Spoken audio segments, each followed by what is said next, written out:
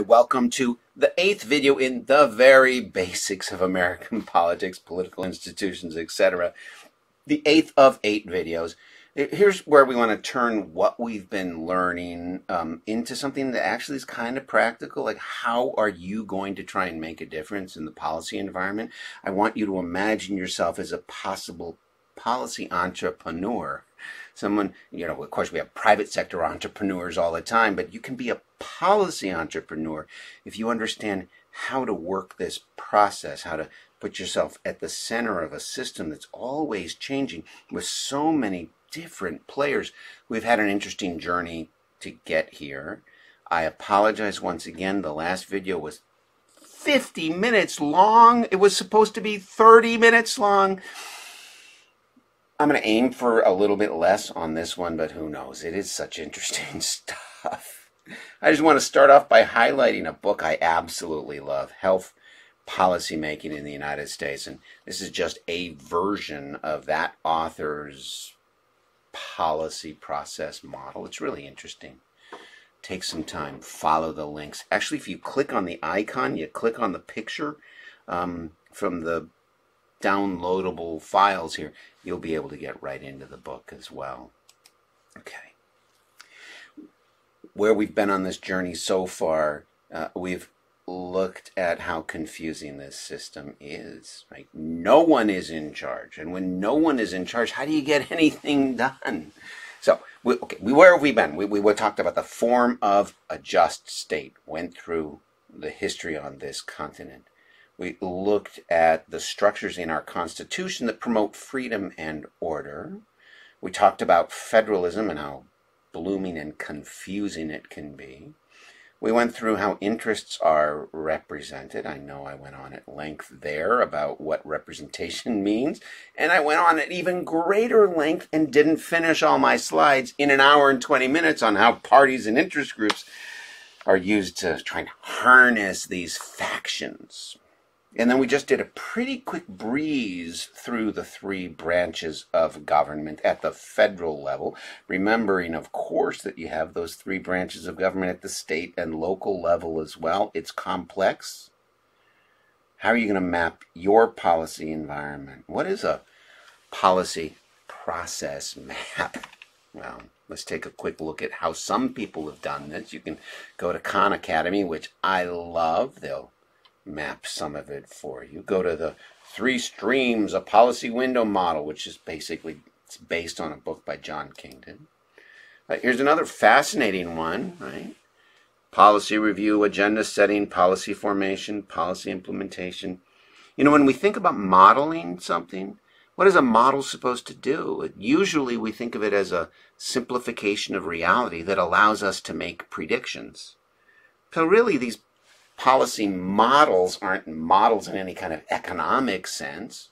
Instead, what they are useful, they're useful for us as a way of identifying our own blind spots. And I've been involved in policy for a long time, and I have some of the dumbest blind spots. I have to work on my own policy process models regularly because of the times I screw up. I forget that there were actors involved. I don't empathize. I don't remember to build around a number. There's so much going on. So this is my idiosyncratic view of a policy process model. And we're going to walk through it, I hope not too slowly. And while I'm going through it, I want you imagining yourself as an actor in this process. At the end of the day, you're going to need to develop your own policy process model and then work your way through it using the entire system, this sort of design. You're looking down from 30,000 feet. You can see the terrain below you. And I need you to be able to do that and also get down into the ground level, right there on the grass, and look and act. So this is what we're headed for.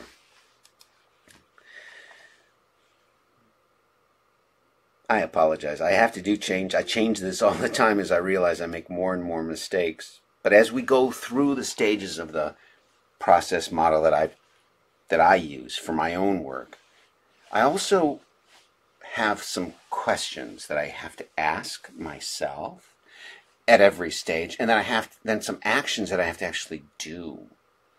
Questions that I want to routinely ask are, what drives public opinion here now? Knowing how complex even public opinion is. How would you measure it? How do you know what's going on? All right, which institutions are involved? Who's powerful here? What are the rules? What is success going to look like? These are questions you have to keep asking yourself. If you want to be successful in policy, keep writing them down.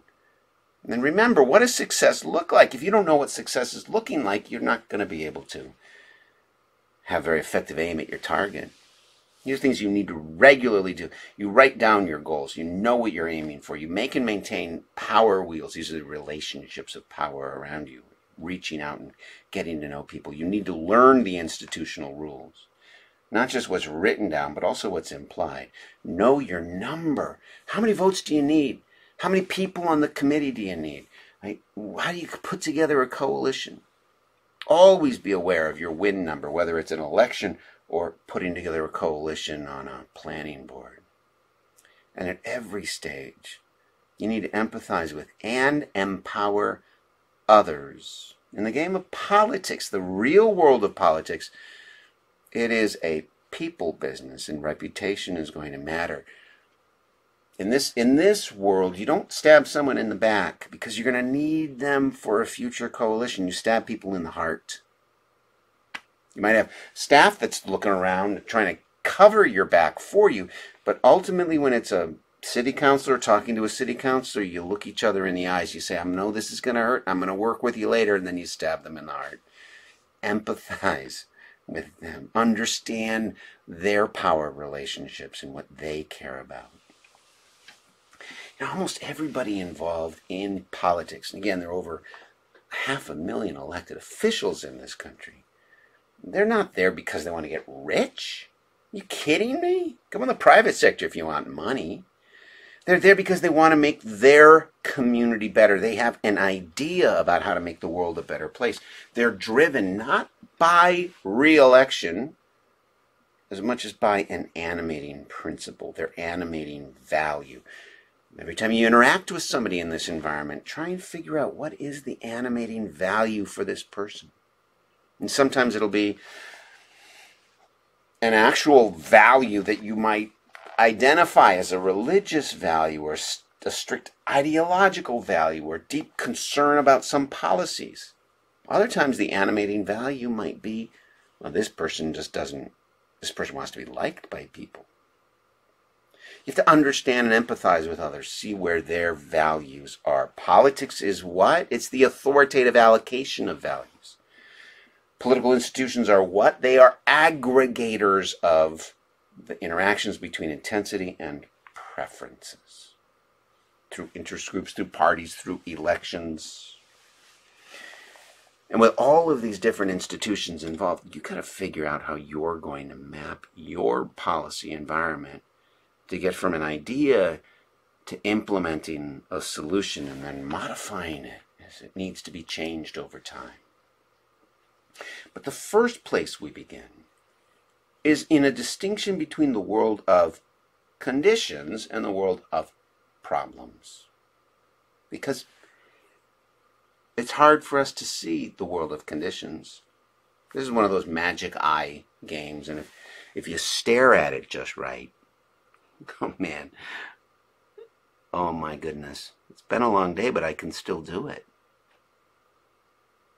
Can you stare into this and see the magic eye that's it's right in front of you? Can you see it? We're surrounded by a world of conditions that have yet to be identified as a problem. And there are some people who are always seeing problems out there in the world and trying to get everybody's attention. You know, when we look back in American history, it's hard for us to imagine that our great-grandparents were profoundly racist, or our great-grandparents may not have wanted women to vote, or our great-great-grandparents may have owned other human beings. And were they bad people? Well, maybe. but the conditions were different, and some of those issues weren't yet identified as problems. How do you take a world of conditions and get people animated and attentive? You can't get something into the policy process until it's been redefined from the world of conditions to the world of problems. Things have to get on an agenda. And here I just want to highlight a few things for you. The first is a couple of my favorite books, right? One, of course, John Kingdon's Agendas, Alternatives, and Public Policies.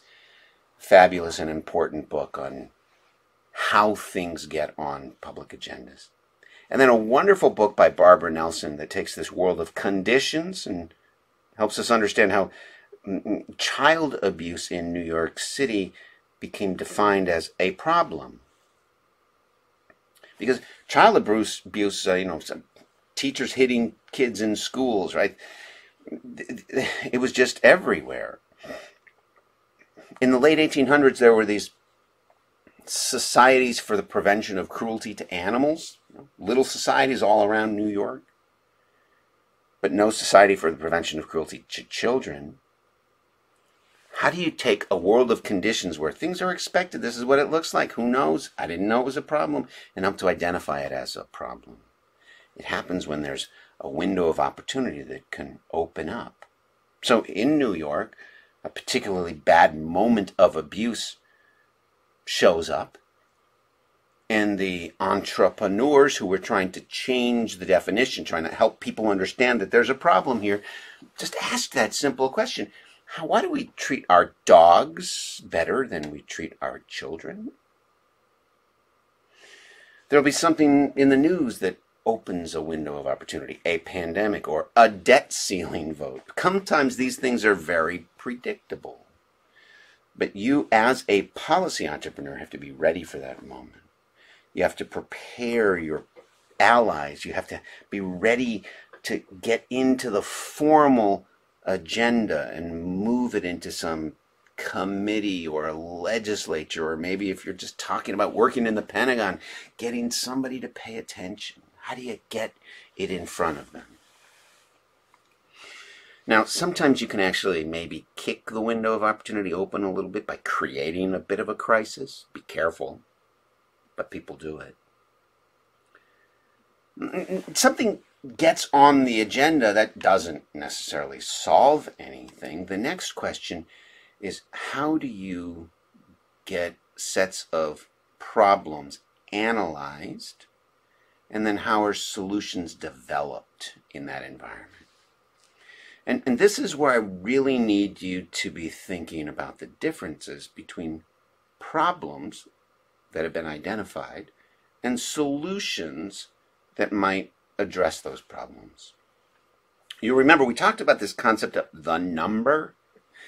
The number is how many votes you need to get past the primary, or the number might be how many votes you need to win a general election. Well, if you're looking in a committee of, say, 51 people, what's the number? The number is 26, because that's a majority. You always want to be thinking about, how many votes do I need to put together to get my package, my solution, moved to the next stage of the game? All right. Problem sort of identified, a window of opportunities opened up, maybe money has been put forward that makes it more likely we're going to be paying attention. Maybe this interaction between intensity and preferences has really amplified things for certain possible problems. But problems, once they're nominated, maybe they go to a committee, have to be solved by something. And the solutions are not the same as the problems. In fact, often solutions have been developed for previous problems. One of the stories that John Kingdon talks about in his Agendas, Alternatives, and Public Policies is a great story about the solution community around light rail. So let's say a problem emerges, right? And suddenly it's on the agenda, and the problem is we are too dependent on foreign oil, and it's leading us down the terrible path, blah, blah, blah. The light rail community says, oh, you know what? I have the answer to that. It's light rail. If we implement light rail, we'll be able to reduce our dependence on foreign oil. Boom, boom, boom, done. The people who are offering up solutions tend to be pretty optimistic. They're really good at sales. The people who are identifying problems, often in Congress and in state legislatures and city halls, they're a little dour. They're upset. And they may not be looking to solutions right away. The next problem might come along. Oh, I don't know. There's just way too much congestion on our roads. It's taking forever for people to get into the city. The light rail people say, I know the answer. It's light rail. Time and again, solutions are offered up for problems that didn't even exist when those solutions were originally developed. And sometimes the goal of a program completely misses its mark originally. Take something like DARE, right? Drug and alcohol education, DARE to keep your kids off drugs. You know, there are all these DARE officers in schools. One thing we happen to know is that DARE does not work. If the goal of DARE in our middle schools across America was to reduce the probability that a child going through the DARE program will be less likely than somebody else to use or try drugs and alcohol, we know for certainty that DARE does not work. Someone who goes through the DARE program is just as likely, on average, as someone who didn't go through the DARE program. So that's a solution, right? A solution to what problem, though? DARE is no longer really sold as a solution to that problem. DARE has become a very important solution to a different problem. Because DARE money was incremental money, and it was the DARE money and DARE programs that was largely responsible for gender integrating police departments in this country. The incremental hire made possible through DARE was more often than not going to go to a female officer, and you had widespread gender integration. It's a solution for a different problem. So this dance that goes on between problems and solutions is fascinating.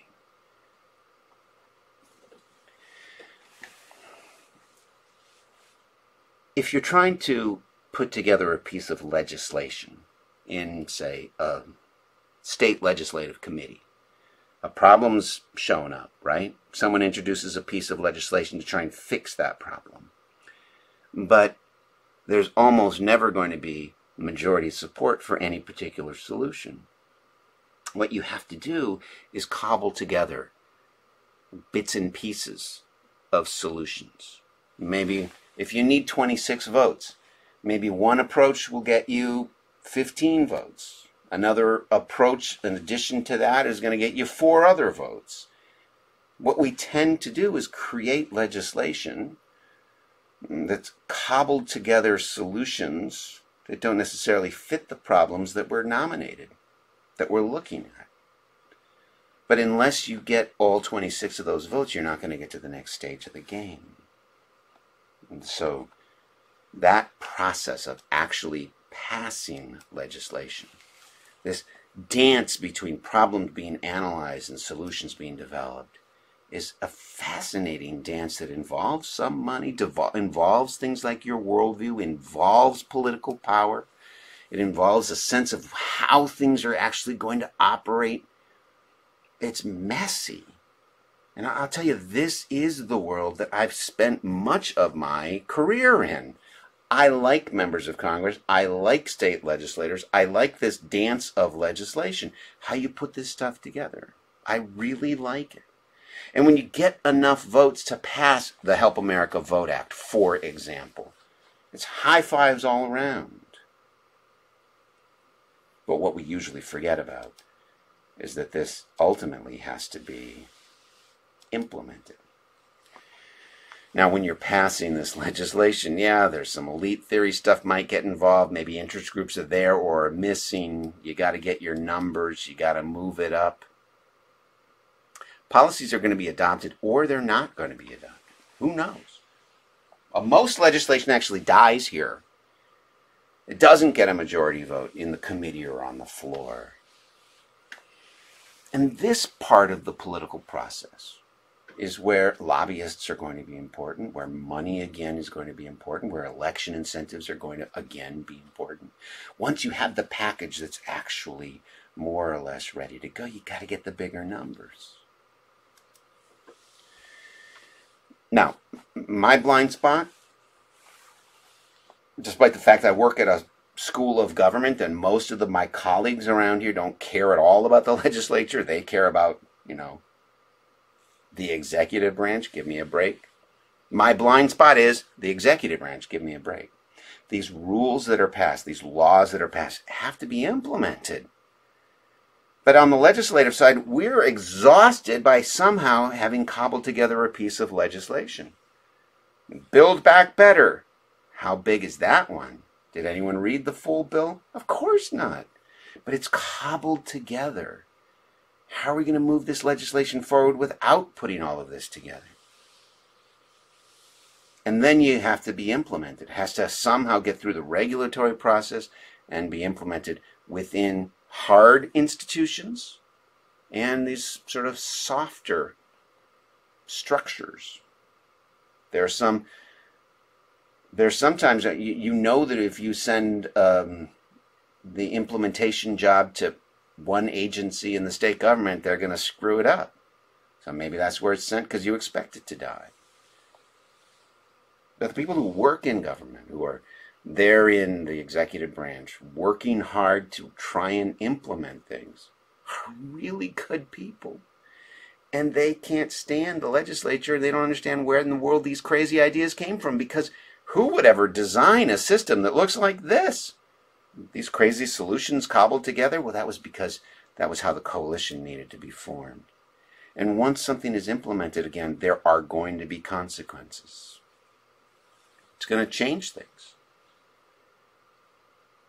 There's this crazy talk about unintended consequences, right? And when government does something and doesn't work out, what do they say? Oh, those were unintended consequences. But the reality is that an unintended consequence is not the same thing as a consequence that could not have been anticipated. Because the walls between what the legislatures are doing and how things are going to be implemented are so thick, so little communication actually goes on. And of course, across governments, federal and state, so little productive communication goes on. There are lots of bad outcomes, bad consequences that we could have predicted. So our goal ought to be to minimize bad outcomes that we could have understood were going to come. Saying, well, there are unintended consequences is a lazy approach to thinking about policymaking. Now, when I'm on the side over there in the legislature, I personally need to do a much better job of reaching out to the people who are going to be implementing this thing. Does it make sense? How would you do this? What can we do? And the next stage is that there are solutions. The solutions that have been offered up have to actually be evaluated. And currently in the government, we are doing a pretty good job now, much better than when I was in grad school. Legislation sunsets after a few years. It has to be reauthorized. There are ways of checking to see whether or not the outcomes are actually working well. But more importantly, whenever an outcome is evaluated, and maybe it gets back on the agenda, whenever there's an outcome, period, new conditions arise and new problems arise. And it's an ongoing cycle. An ongoing cycle. I think that you can master this. Now, this happens to be my own little way of thinking about it. And most of my game is spent in analyzing problems and developing solutions and then getting the votes to pass it through. If you think that you're going to be implementing legislation, pipe up every now and then. Take a staffer in the legislature out to lunch. Get involved. Communicate across all of these things. How are you going to map this crazy policy environment? At every stage again, ask these questions. What's driving public opinion? What institutions are involved? Who's powerful? What do I do? How are the rules working here? And what's success going to look like? And at every stage, work on your relationships, your power wheel. Make and maintain those connections that can be useful so that you're building those relationships when the window of opportunity opens up. You can't build a relationship of trust when you're in a crisis. Remember to know your number, and when you're developing legislation, understand where the other person is coming from as well. Empathize with them and figure out how you're going to build together in a coalition. I promised I would make this 8th video a little shorter than these crazy long videos in the past. We've done all of this in just one day. One quick recording. I asked us, how did we end up with this crazy set of institutions? And we've looked through the form of a just state. We've looked at freedom and order. We've looked at these various institutions. I want you to keep all of these things in mind. But in the end, I want you realizing that you personally can get engaged and become a policy entrepreneur and work towards your animating values. Now, we're taping this at a time when the parties are so divided, and who knows if the debt ceiling is going to be raised, and what's going to happen when the Supreme Court, and nobody wants to listen to each other, and it's just a mess. It doesn't have to be that way. I'm not being Pollyannish here. I really do like the individuals who are involved in these institutions. But these institutions weren't given to us like laws from a mountaintop. Our institutions are malleable. They're changing. And you need to be part of that process. Get engaged. Stay engaged. Thank you for watching this. And I also want to say, it's not just me in the room. Say hello to Hello to everyone. And to this crazy, wonderful menagerie of an office. It's been fun spending the last few hours with you. Please email me. I'll try and answer your questions as we move forward. And stay engaged. Thanks.